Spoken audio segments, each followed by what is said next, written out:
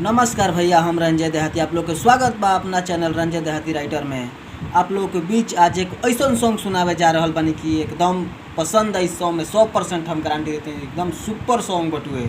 हाँ, और सॉन्ग ई बटुए प्रमोद प्रेमी के गाना पर भक्ति कि महिया के टीकावा हो हेराइले कहवा खेले में जुआवा सर। वाह, क्या सॉन्ग है! इसके जोड़ा नहीं के भैया, तो एहू गाना के लोकगीत भोजपुरी के जोड़ा नहीं के काहे कि सॉन्ग ननद भौजाई बाबा आई तो मुखड़ा रेडी मुखड़ा सांझो हिस्से शोभ के बेचैन बाटे मनवा, हमसे बतावा जानी करा शरमावा ना दो। सांझो हिस्से शोभ के बेचैन बाटे मनवा, हमसे बतावा जानी करा शरमावा।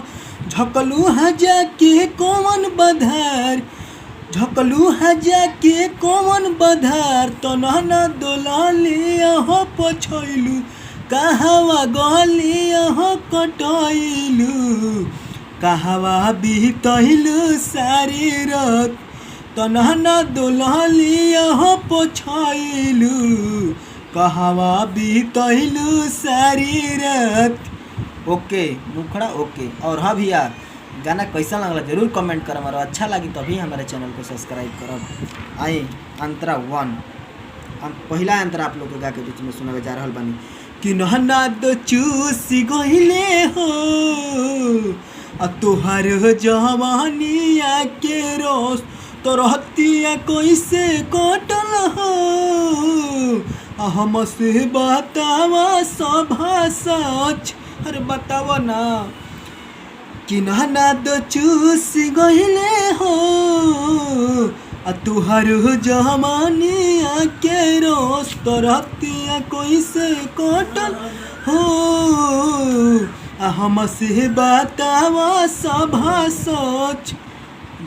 झक्का झूमर में कोइलू ओठिया पलाल, झक्का झूमर में कोइलू ओठिया पलाल, तो नहना दोलिया हो पछैलू कहवा गलिया हो कटैलू, कहवा बीतैलू सारी रात, कि कहवा गलिया हो कटैलू कहवा बीतैलू सारी रात।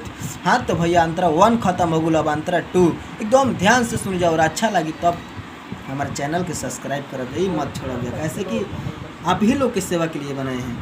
तो देही अंतरा 2 कि देहिया कहाँ पे ननदो हो देखिए के तोहर व्यवहार, कि भैया पूछे तोहर हो घर काहे बाटे ऐसन आज ए, कि देहिया कहाँ पे ननदो हो देखिए के तोहर व्यवहार, कि भैया पूछे तोहर हो घर काहे बाटे ऐसन आज।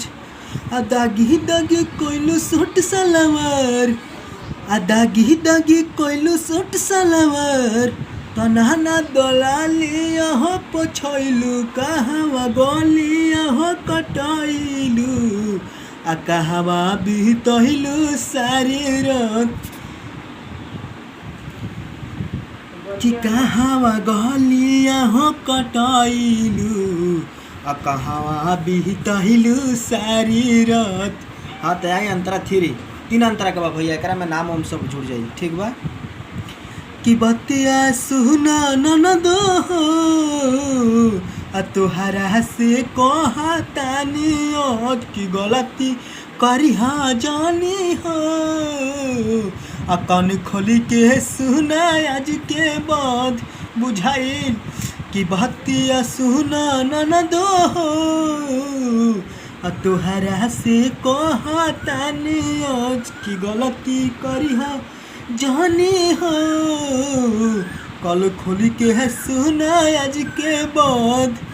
रंजय देहाती रबिली हले मजमर, रंजय देहाती रबिली हले मजमर, तो नहना दोलिया हो पछैलू कहवा गलिया हो कटैलू आ कहवा बीतहिल सारी रात तना ना दुलालिया हो पोछाइलू कहवा बीतहिल सारी रात।